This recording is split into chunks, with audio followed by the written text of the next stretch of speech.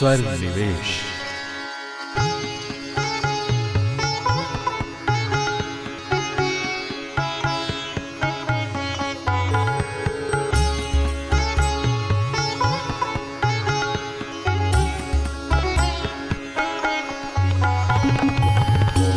स्वर निवेश। बाबू जगजीवन राम। बाबू विशेषण उन्हें जनता ने समर्पित किया। जैसे महात्मा गांधी के लिए बापू नाम जनता ने खुद इजाद किया और यह सम्मान राष्ट्रपिता को दिया, इससे बढ़कर और क्या हो सकता था। बाबू जगजीवन राम स्वतंत्रता संग्राम सेनानी थे, समाज सुधारक थे, अनुसूचित जाति के उत्थान के लिए सदैव प्रस्तुत रहे। उन्होंने all India depressed class league का गठन किया, जिसका उद्देश्य था समानता उन तमाम लोगों के लिए जिन्हें अस्पृश्य माना जाता था। बाबूजी 1946 की पंडित जवाहरलाल नेहरू की प्रोविजनल गवर्नमेंट में पहले श्रम मंत्री बने। बाबूजी ने 40 सालों तक देश की सेवा विभिन्न पदों पर रहते हुए की, जिसमें रक्षा मंत्री का महत्वपूर्ण पद भी शामिल है। बांग्लादेश का निर्माण इसी दौरान हुआ, उन्हीं के कार्यकाल में।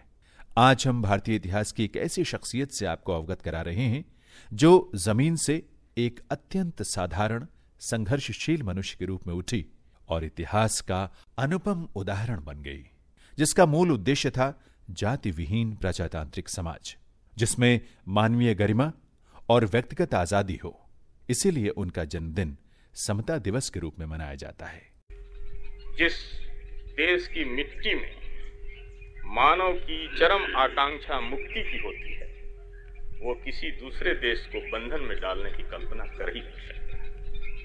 वो अगर कभी कल्पना कर सकता है तो सबको मुक्त कराने की कल्पना कर सकता है। और इसीलिए जब संदेश लेकर के गए महेंद्र और संघमित्रा, मुक्ति का संदेश, प्रेम का संदेश लेकर, और इन मुल्कों को जीत लिया, इन मुल्कों के दिलों को जीता था, इन मुल्कों के हृदय को जीता था। तो आज भी हमको उस चीज की आवश्यकता है। आवश्यकता इसलिए है, अहिंसा का विश्लेषण ये नहीं होता है कि जब तक हम सुरक्षित हैं तब तक अहिंसक हैं, जब खतरा आ गया तो हमने तलवार उठा ली। ये बुद्ध का अहिंसा नहीं था। खतरा में तलवार उठा लिया तो फिर अहिंसा क्या है? आराम के साथ अपने घर में सोए हुए हैं, जो ही खतरा नहीं है, तो उस वक्त हिंसा करने की आवश्यकता है। हिंसा करने की आवश्यकता तो तभी होती है जब हमारे ऊपर कोई आक्रमण करता है, और आक्रमण के हालत में हम अहिंसक नहीं बन सके तो हमारा हिंसा एक गौण अहिंसा रह जाता है, व्यवहारिक नहीं रहता, थियोरेटिकल हो जाता है। तो आज भी परख उसी वक्त होती है जब संकट का अवस्था। तो आज भी दुनिया को और बचाने का कोई मार्ग हो सकता है। शांति का ही मार्ग हो सकता है, अहिंसा का ही मार्ग हो सकता है, विनाश का मार्ग नहीं हो सकता है। क्रोध का शमन अक्रोध से होता है, द्वेष का शमन प्रेम से होता है।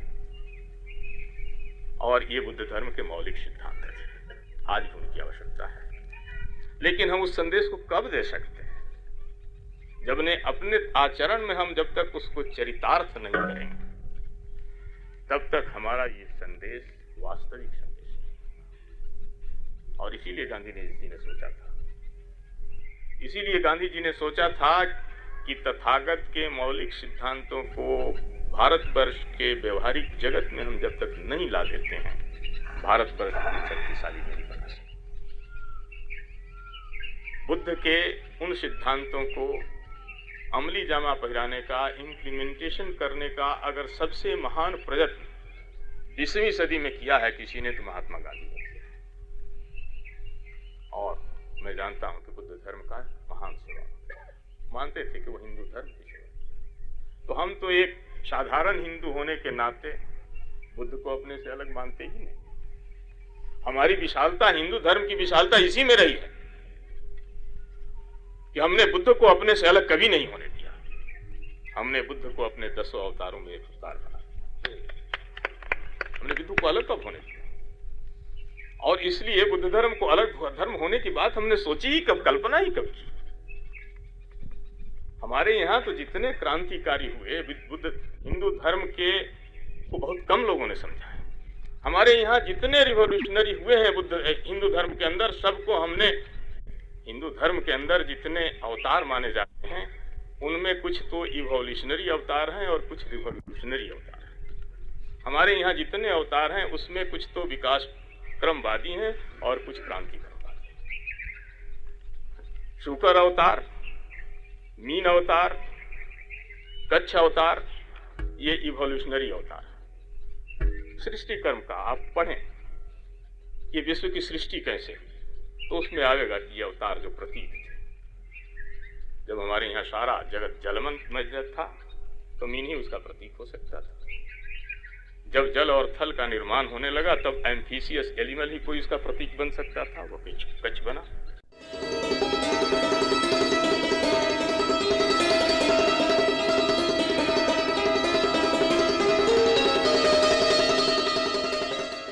रेत के समंदर में एक विलक्षण प्रतिभा का जन्म हुआ। बांसवाड़ा, राजस्थान में जन्मी इस प्रतिभा का नाम है रविंद्र जैन। गीतकार, गायक, संगीतकार। इसे 50वें दशक के फिल्म संगीत को सुनने का जुनून था। उनके संगीत गुरु थे पंडित GL जैन, पंडित जनार्दन शर्मा और पंडित नथुराम। फिल्म सौदागर के संगीत की रिकॉर्डिंग के दौरान उन्हें अपने पिता की मृत्यु का समाचार मिला, लेकिन उन्होंने पहले अपनी रिकॉर्डिंग पूरी की और बाद में पिता के अंतिम संस्कार का काम पूरा किया। ये अनुपम मिसाल है। रविंद्र जैन ने फिल्मों के अलावा टीवी धारावाहिकों में भी संगीत दिया। आइए रविंद्र जैन को सुने। मैं तो बल्कि हमेशा ये मेरी कोशिश रहती है कि जितना ज़्यादा से ज़्यादा लिटरेचर और हमारा जो परंपरागत जो हमारा संगीत है उसको शामिल करूं फिल्मों में। तो ये चूँकि कलकत्ते की ही देन है। बंगला, बल्कि जब मैं बंगला गाता हूँ तो वो शिनाख्त नहीं कर पाते, और वो लोग अभी बंगाली जितने वहाँ के हैं वो अपना ही समझते हैं। पहले हालांकि बहुत दिक्कत हुई वहाँ पे, जैसे कि कहीं भी नई जगह जाइए तो सिवाय एक आध प्रोविंस की मुझे लगता नहीं है कि इतना वेलकम लोग करते हैं। लेकिन वहाँ चूँकि अब मैं धीरे धीरे फिर मैंने बंगला जब कंपोजिशन शुरू कर दिया तो उसमें उसको उन लोगों को एक नया रंग नज़र आया, तो उन्होंने मेरे गीतों को अपना लिया। फिर इस तरह मुझे भी जगह मिल गई वहाँ पे। और कलकत्ता से मिस्टर राधेश्याम झुंझुनवाला ही मुझे बॉम्बे लेके आए।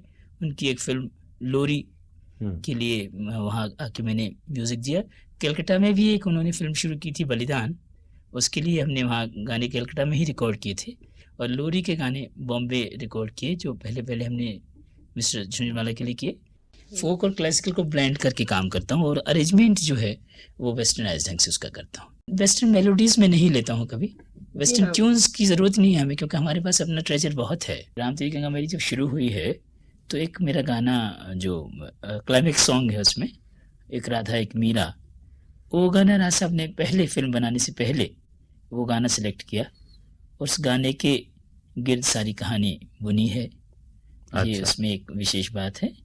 वैसे तो हमारे पिछले जितने कंपोजर हैं सभी बहुत अच्छे हैं सबका, लेकिन इस फिल्म में ख़ासतौर से गंगा में कोई किसी का प्रभाव इतना नहीं, क्योंकि मैंने कोशिश की कि अपने तौर पे इसको करूं। और पहाड़ों की कहानी है, वहाँ का फोक, हुस्न पहाड़ों का भी आपने सुना ही होगा, उसमें गाना है, बाकी और गाने हैं। तो मेरा प्रयत्न यही रहता है कि अपने तौर पे ही कुछ करूं, लेकिन जब साथ सुर हैं कहीं ना कहीं आदमी प्रभावित कुछ ना कुछ तो मिलता ही है।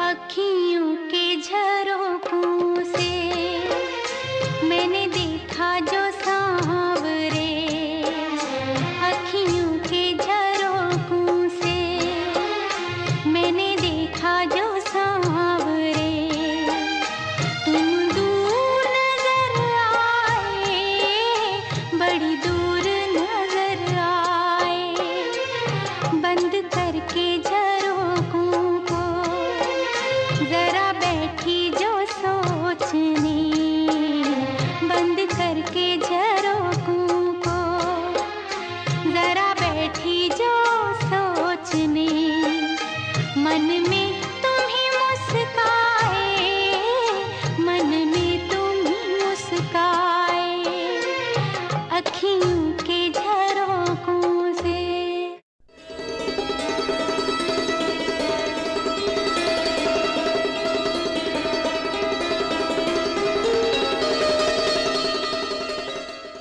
भारतीय हिंदी साहित्य में आलोचना के लब्ध प्रतिष्ठित लेखक डॉक्टर रामविलास शर्मा का ये शताब्दी वर्ष है।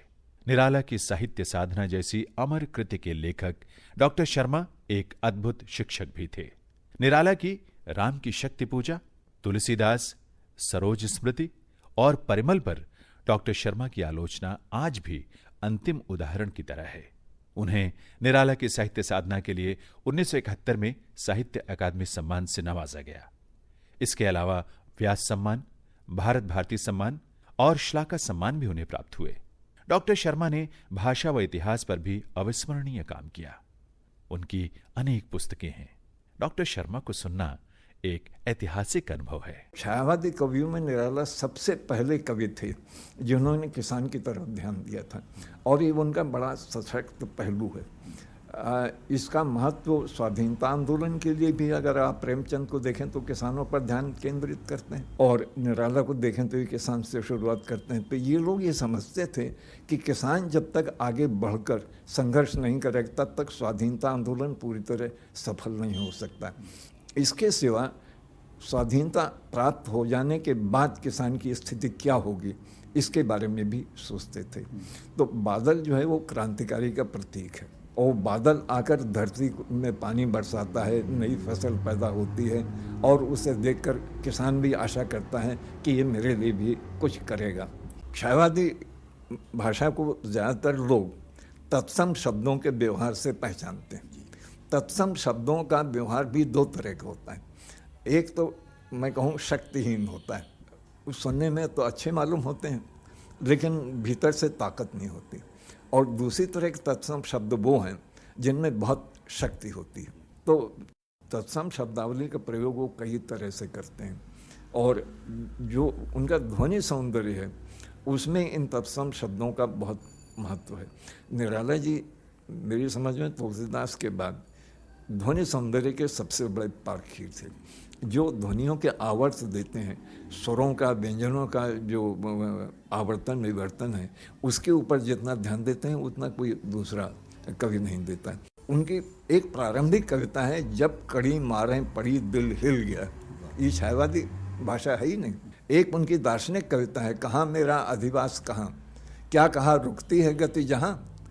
तुम ब्रह्म की बात करते हो, ब्रह्म में जाकर तो आत्मा की गति रुक जाती है, मैं वहाँ नहीं जाने वाला हूँ। देखा दुखी एक निज भाई, लगाया गले उसे से हाय, कहो फिर गति रुक जाए। माने इस तरह की बातें उन्होंने कही। वो कला के प्रति इतने सच्चे थे कि उनके ऊपर कोई मुसीबत पड़े वो उसकी परवाह नहीं करते थे। कला की दृष्टि से जब कोई चीज़ पूर्ण हो जाए तभी वो जनता को देते थे। भारतीय संस्कृति की जो मूल धारा है वो यथार्थवादी दर्शन को लेकर आगे बढ़ती है। अच्छा, तो निराला इस धारा से परिचित थे। मैं उस समय नहीं जानता था कि ऋग्वेद को कितना जानते हैं, लेकिन ऋग्वेद के बारे में वो वासुदेव शरण अग्रवाल से वो बातें किया करते थे, मेरे सामने बातें हुई। आगे चलकर जब मैंने स्वयं ऋग्वेद पढ़ा तो मैंने कहा कि ये बातें निराला ने वहाँ से ग्रहण की। कौन तम के पार रे कह, बिल्कुल 129वां जो सृष्टि सूक्त है ऋग्वेद में, उसी का भाव लेकर के उन्होंने ये गीत लिखा है। और वो सूक्त तो बड़ा है, निराला ने छोटे से गीत में उसका मर्म उठा करके यहाँ पर रख दिया। अच्छा, निराला के अंदर अनेक विरोधी दार्शनिक धाराएं हैं, ये बात ध्यान में रखना चाहिए। वो विवेकानंद से प्रभावित हैं, रविन्द्रनाथ से प्रभावित हैं, ये बात सब सही है, लेकिन इनके विरोध में बहुत सी बातें हैं। उनका सबसे महत्वपूर्ण दार्शनिक निबंध है साहित्यिक सन्निपात या वर्तमान धर्म। ये बनारसी दास को उत्तर दिया था मैं। उसमें उन्होंने वेदांत की व्याख्या की कि ये समझना गलत है कि सृष्टि ज्ञान से ही हुई है। ज्ञान और अज्ञान सृष्टि के लिए आवश्यक है, इसके बिना संसार नहीं चल सकता। अंधकार उतना ही आवश्यक है जितना कि प्रकाश आवश्यक है। ये द्वंद्ववादी दृष्टिकोण लेकर वो आगे चलते हैं। तो ये सारी सांस्कृतिक विरासत निराला के साथ है, और तुलसीदास को सबसे बड़ा कवि मानते थे। इसलिए तुलसीदास कविता के ऊपर उन्होंने जितना परिश्रम किया है उतना शायद ही किसी दूसरी कविता के ऊपर किया हो। और राम की शक्ति पूजा का मूल विषय उन्होंने कृत्यवास से लिया है, बांग्ला की रामायण जो है वहाँ से लिया है। लेकिन उसमें दो तरह की शक्तियाँ हैं, एक महावीर की शक्ति है और एक काली की शक्ति है। और महावीर के लिए कहते हैं अर्चना राम की मूर्तिमान अक्षय शरीर। ये राम की अर्चना है, मूर्तिमान है, और ये अक्षय शरीर है। और शिव ये काली से कहते हैं कि अगर इनसे युद्ध करोगे तो तुम हार जाओगे। तो निराला के मन में ये संस्कार बराबर रहा है कि तुलसीदास से बड़ा कोई कवि नहीं, राम से बड़ा कोई नायक नहीं, और राम की शक्ति पूजा का मूलाधार तुलसीदास है और तुलसीदास से वो कविता जुड़ी हुई है, और इससे उनका अपना जीवन संघर्ष जुड़ गया। सन 35 में उनकी बेटी का देहांत हो गया था।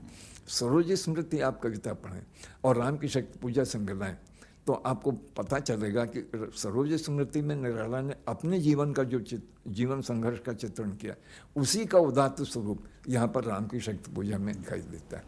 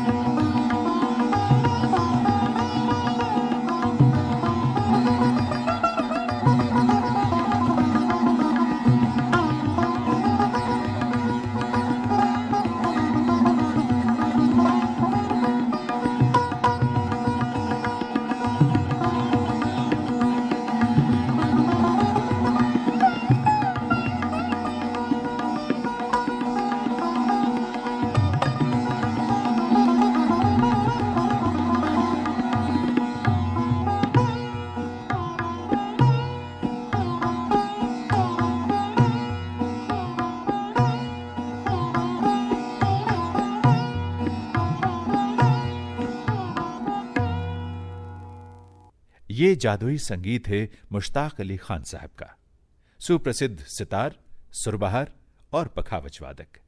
जौनपुर दरबार की शान मुश्ताक साहब ने दरबार छोड़ने के बाद स्वतंत्र संगीत जीवन शुरू किया। सैनिया घराने की पहचान के रूप में स्थापित मुश्ताक अली साहब ने 1929 से ऑल इंडिया रेडियो पर कार्यक्रम पेश करना शुरू किया। 1931 के संगीत सम्मेलन में उन्होंने भाग लिया।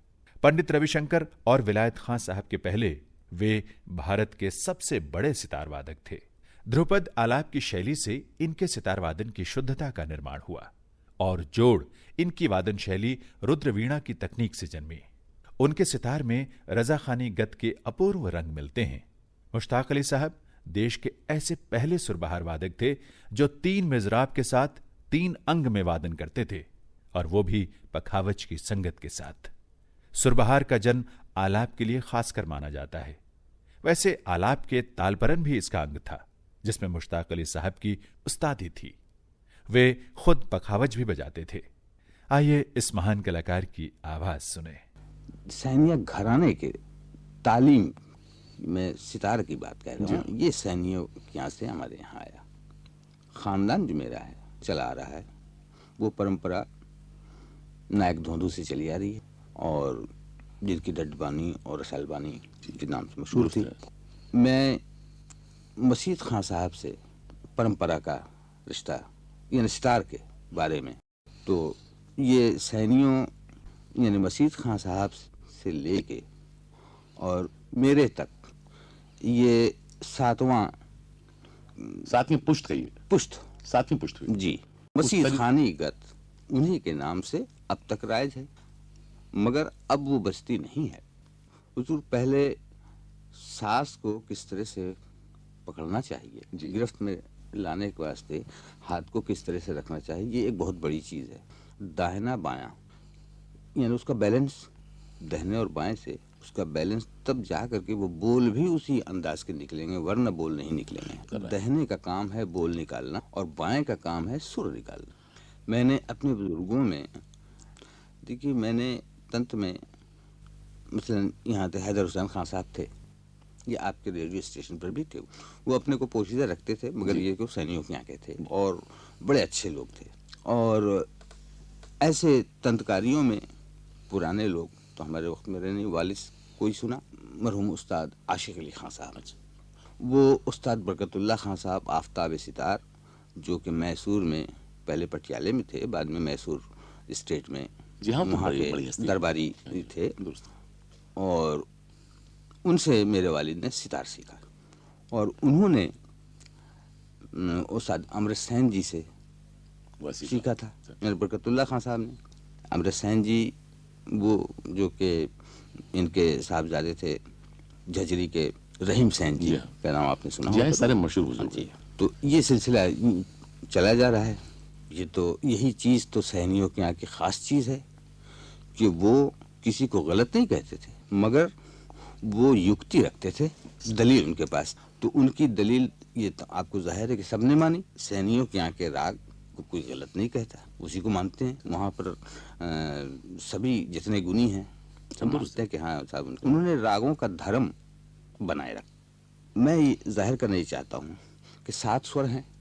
मसलन एक ध्रुपद है तो उसमें मान लीजिए कि 7 ही सुर तो हैं जी लगते हैं, मगर उसको ध्रुपद क्यों कहा जाता? अब गत में चीज़ ये है कि उसके जो बोल हैं वो अदा हों। मसलन ये कि दिर दारा दा दारा दिर दारा दा दारा, ये तो बोल हैं मसीद खानी के। अब इसको उन रागों के ऊपर इस तरह से उसकी बंदिश हो, मगर उसमें ये चीज़ें अगर न हों तो हम उसको गत नहीं मानेंगे। अब मान लीजिए कि एक सरगम है, वो भी लय में बंधी होती है 7 स्वर। अब उसको मैंने कोई बिना बोल बजाए हुए, ये जो दिरदारा की गिरफ्त है, इसमें ये जो ढांचा है इसका वो ढांचा है, ये अगर न हो और सिर्फ मैं उसको दा और चिकारी और ये दे करके अगर बजाऊं तो उसको गत नहीं कहा। अब रहा अंग। अंग ये प्रयोग से होता है, सुरों के प्रयोग से अंग अलग होता है।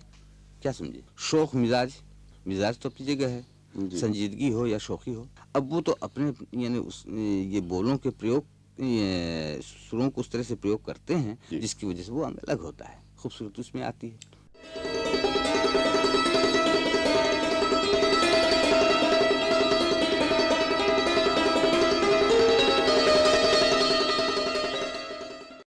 दोस्तों, अब हमें आज्ञा दीजिए।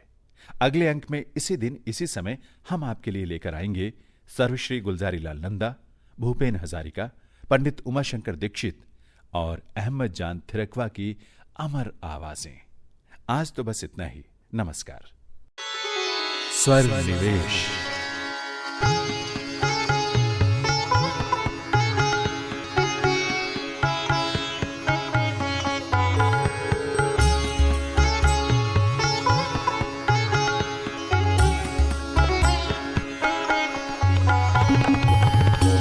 स्वर निवेश।